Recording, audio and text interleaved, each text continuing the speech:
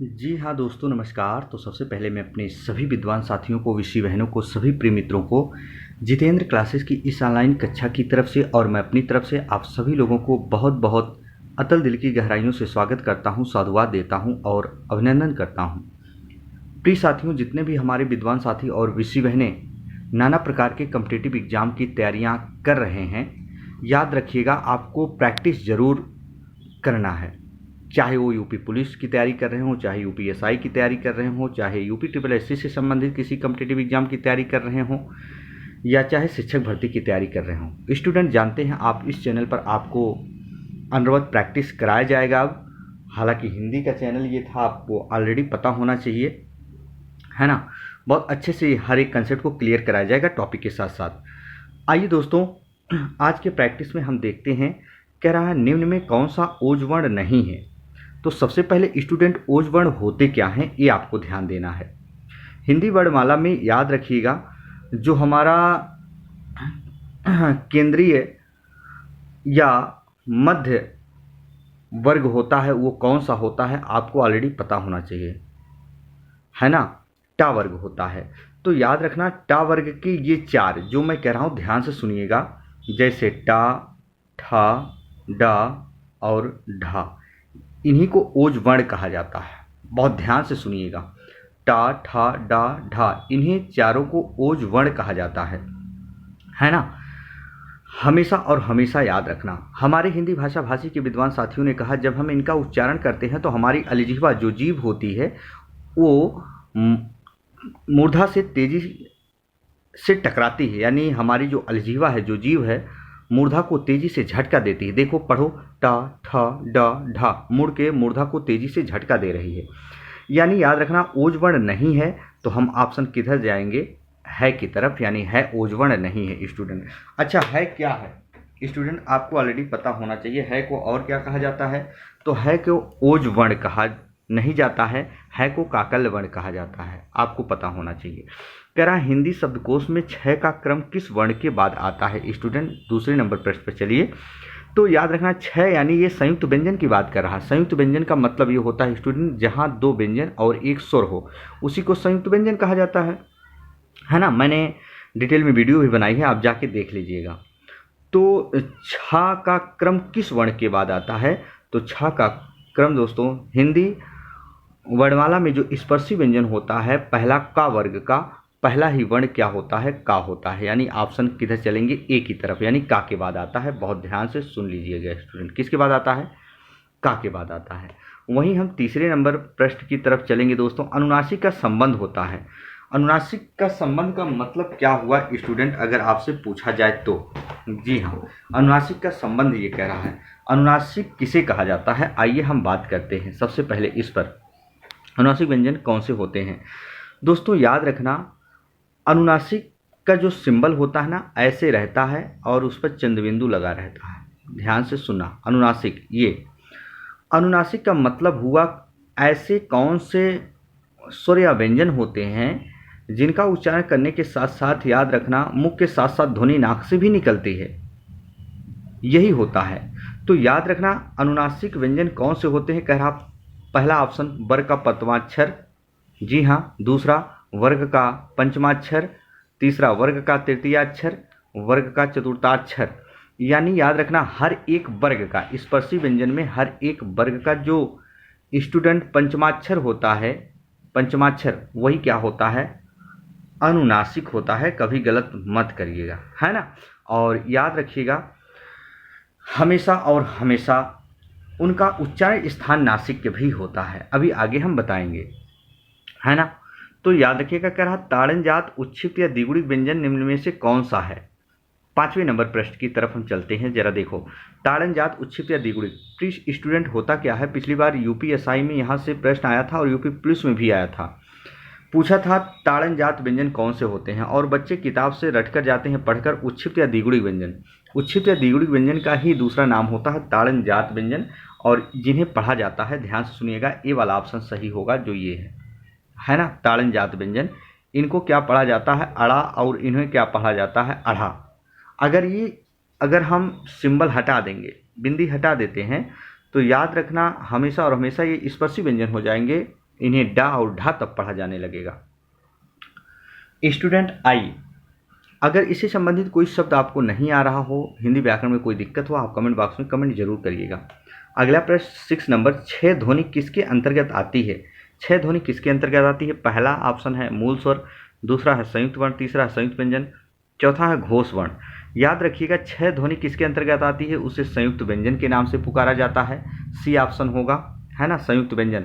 संयुक्त व्यंजन का मतलब होता है जहां 2 व्यंजन और 1 स्वर हो, उसी को संयुक्त व्यंजन कहा जाता है। इनकी संख्या आपको ऑलरेडी पता होनी चाहिए, 4 होती है। छ, त्र, ज्ञ, स्रा, इनसे बना शब्द क्या होता है? तत्सम होता है। यहाँ भी देख लेते हैं, ये शिक्षक भर्ती में आया हुआ प्रश्न दोस्तों।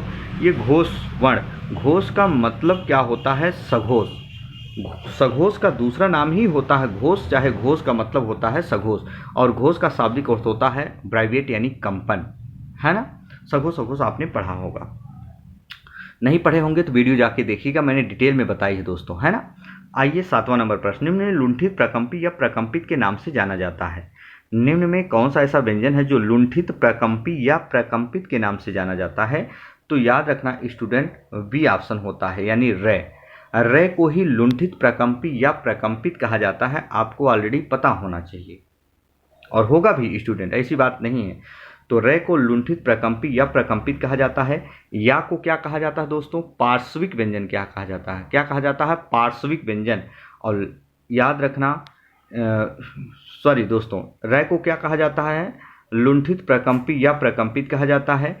और या और वा को अर्धस्वर कहा जाता है दोस्तों, ध्यान से सुनिएगा, हम यहाँ लिख दे रहे हैं। या और व को क्या कहा जाता है स्टूडेंट? अर्धस्वर कहा जाता है। क्या कहा जाता है? अर्धस्वर कहा जाता है। लेकिन वहीं जो लय होता है, लय को पार्श्विक व्यंजन कहा जाता है स्टूडेंट, गलती मत करिएगा, है ना। लय को क्या कहा जाता है? पार्श्विक व्यंजन कहा जाता है। यहाँ फिर बता रहे हैं दोस्तों, लय को पार्श्विक व्यंजन कहा जाता है। रे को ही लुंठित, प्रकंपी या प्रकंपित कहा जाता है। या और वा को अर्धस्वर कहा जाता है स्टूडेंट। बात समझ में आ चुकी होगी। आइए हम और आगे बात करेंगे दोस्तों, और प्रश्न है ना, ताकि जो एग्जाम में आपके प्रश्न आते हैं वो गलत ना हो। और ये प्रश्न मैंने कलेक्ट किया है वो चीज़ें, ये ज़रूरी नहीं कि हर एक पुस्तक से, जो आपके कॉम्पिटिटिव एग्जाम में ज़्यादातर आते हैं। और इसकी लेक्चर आपके प्लेलिस्ट में पड़ी है, डेली हिंदी की क्लास चल रही है। आप यदि पढ़ते हैं तो अच्छे से पढ़ें स्टूडेंट, जो नहीं आता कमेंट बॉक्स में ज़रूर कमेंट करें, उसको बताया जाएगा। आइए, स्टूडेंट कह रहा है भाषा की सबसे छोटी मौखिक इकाई। स्टूडेंट यहाँ बहुत गलतियाँ करते हैं। कह रहा भाषा की सबसे छोटी मौखिक इकाई क्या होती है? याद रखिएगा, हमेशा और हमेशा जब मौखिक की बात करेगा स्टूडेंट, इतना आप अपने दिमाग में ज़रूर रखिएगा, जब मौखिक की बात करे तो उस केस में आपको क्या ऑप्शन चूज करना है? ध्वनि। भाषा की सबसे छोटी मौखिक इकाई ध्वनि होती है। ध्वनि का अपना लिखित माध्यम का कोई रूप नहीं होता है। अगर हम ध्वनि कहें है क्या, तो हमारी जो हिंदी भाषा है भाष धातु से बनी है, और भाष का शाब्दिक अर्थ होता है विचार। विचारों को जब हम एक दूसरे के सामने अभिव्यक्त कर देते हैं तो वो ध्वनि में कन्वर्ट हो जाती है। यानी भाषा की सबसे छोटी मौखिक इकाई ध्वनि होती है।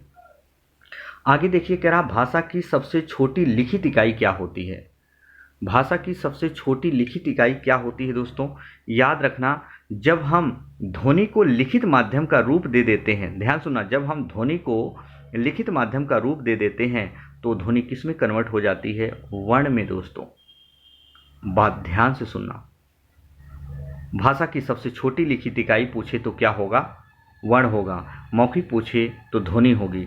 जब पूछे ना तो लिखित ना तो मौखिक, सिर्फ ऐसे पूछे भाषा की सबसे छोटी इकाई क्या होती है? 10वें नंबर प्रश्न पर भाषा की सबसे छोटी इकाई क्या होती है, सिर्फ इतना पूछे तो उस केस में आपको वर्ण लगाना है, यदि ऑप्शन में हो तो। नहीं तो याद रखना, आप किस ऑप्शन की तरफ जाएंगे? अक्षर की तरफ। ऑप्शन में यदि वर्ण नहीं होगा तो अक्षर उस केस में कर दीजिएगा, है ना स्टूडेंट। भाषा की सबसे छोटी इकाई क्या होती है, ऐसे पूछे सिर्फ वर्ण, वर्ण ना हो तो क्या? अक्षर मार देना आप। और याद रखिएगा, जो वर्ण होता है ना स्टूडेंट, वर्ण भाषा की सबसे छोटी इकाई होती है जिसका कोई अर्थ नहीं होता है और ना तो इसका खंडन किया जा सकता है। इसका हम संधि विच्छेद नहीं कर सकते, इसका खंडन नहीं कर सकते हैं। याद रखना। अर्थ के आधार पर भाषा की सबसे छोटी इकाई पूछा है, ध्यान से सुनिएगा दोस्तों। अर्थ के आधार पर भाषा की सबसे छोटी इकाई जो होती है वो क्या होती है? शब्द होती है स्टूडेंट। क्या होती है? शब्द होती है। हाँ, अर्थ के आधार पर भाषा की सबसे छोटी इकाई जो होती है ना, अर्थ के आधार पर भाषा की सबसे छोटी इकाई जो होती है वो क्या होती है? शब्द। और याद रखना, वर्णों के सार्थक समूह को ही क्या कहा जाता है स्टूडेंट? शब्द कहा जाता है। कई बार डिफिनेशन भी पूछ ली जाती है, तो गलत मत करिएगा। वर्णों के सार्थक समूह को क्या कहा जाता है? शब्द कहा जाता है। और शब्द को जब हम किसी वाक्य के संदर्भ में लिख देते हैं या संदर्भित कर देते हैं तो शब्द को पद कहा जाता है। बात समझ में आ चुकी होगी। आइए अगले नंबर पर चलते हैं। अर्थ के आधार पर भाषा की सबसे बड़ी इकाई कौन होती है? अर्थ के आधार पर भाषा की सबसे बड़ी इकाई क्या होती है दोस्तों? वाक्य होती है। और शब्दों के सार्थक समूह को ही क्या कहा जाता है? वाक्य कहा जाता है। स्टूडेंट, आपको ये जरूर पढ़ना चाहिए। बात समझ में आ चुकी होगी कि अर्थ के आधार पर भाषा की सबसे बड़ी इकाई क्या होती है? वाक्य होती है। और शब्दों के समूह को ही क्या कहा जाता है? वाक्य कहा जाता है। इतना याद रखना। अब आइए अगला प्रश्न, बहुत इंपॉर्टेंट, वेरी वेरी इंपॉर्टेंट। अर्थ के आधार पर भाषा की कुल कितनी इकाइयाँ होती हैं? अर्थ के आधार पर भाषा की कुल कितनी इकाइयाँ होती हैं दोस्तों? तो अर्थ के आधार पर भाषा की कुल 2 इकाइयाँ या 2 अंग माने जाते हैं। याद रखना, अगर पूछे अर्थ के आधार पर भाषा की कुल कितनी इकाइयाँ होती हैं तो 2। एक याद रखना, अर्थ के आधार पर एक शब्द का अर्थ निकलता है, एक वाक्य का अर्थ निकलता है, और जबकि वर्ण का कोई अर्थ नहीं निकलता है। जबकि वर्ण का कोई अर्थ नहीं निकलता है। तो ये वर्ण, शब्द और वाक्य दोस्तों व्याकरण के 3 अंग माने जाते हैं। अगर आ जाए कि व्याकरण के कितने अंग होते हैं, आपके हिंदी में आ जाए व्याकरण के कितने अंग होते हैं दोस्तों, व्याकरण के कितने अंग होते हैं, अंग होते हैं, तो आपको जवाब देना है क्या? 3 देना है, वर्ण, शब्द और वाक्य। लेकिन स्टूडेंट अगर वहीं आ जाए वर्ण के कितने अंग होते हैं, जी हाँ, वर्ण के कितने अंग होते हैं, तो वर्ण के 2 अंग होते हैं। एक होता है स्वर और एक क्या होता है? व्यंजन होता है। प्रिय दोस्तों, एक बार लाइक वाला बटन जरूर प्रेस कीजिएगा। आइए अगले नंबर पर हम चलते हैं। निम्न में नासिक व्यंजन कौन सा होगा? नासिक व्यंजन कह रहा इया, अड़ा, ना, मा, उपयुक्त सभी। याद रखिए दोस्तों, इसमें उपयुक्त सभी होगा, क्योंकि हर एक वर्ग का स्पर्शी व्यंजन कितने होते हैं दोस्तों, आपको ऑलरेडी पता है। स्पर्शी व्यंजन हमारे कितने होते हैं, आपको ऑलरेडी पता है, 25 होते हैं हर एक वर्ग का। पंचमाक्षर अंगा, इया, डा, ना, मा, यानी ये क्या होते हैं? उच्चारण स्थान नासिक को होते हैं। और वेरी वेरी इंपॉर्टेंट, मैंने एक प्रश्न नीचे लिखा है, वो भी देख लो पॉइंट करके। अंग को उच्चारण स्थान नासिक का दर्जा दिया जाता है तथा आहा को सघोष में रखा जाता है। मेरा कहने का मतलब ये हुआ, अगर आपसे पूछे स्पर्शी व्यंजन में, स्पर्शी व्यंजन में, जी हाँ, स्पर्शी व्यंजन में अगर पूछे कुल उच्चारण स्थान नासिक वर्णों की संख्या कितनी होती है, तो 5 होती है। लेकिन सिर्फ ऐसे पूछे कि हिंदी वर्णमाला में नासिक वर्णों की कुल संख्या कितनी होती है, तब 6 होती है। इस 5 में अंग को भी काउंट कर लेना, क्योंकि अंग, ये अंगा, ये अंग दोस्तों, ये अंग क्या, ये अंग, ये जो अनुसार है, ये भी उच्चारण स्थान क्या होता है? नासिक होता है। लेकिन जो आहा होता है, आहा, ये आहा, ये याद रखना, ये सघोष में भाग लेता है, ये सघोष में काउंट होता है, ये सघोष है। याद रखना, एग्जाम में बहुत पूछा जाता है, स्टूडेंट गलत कर देते हैं बार बार।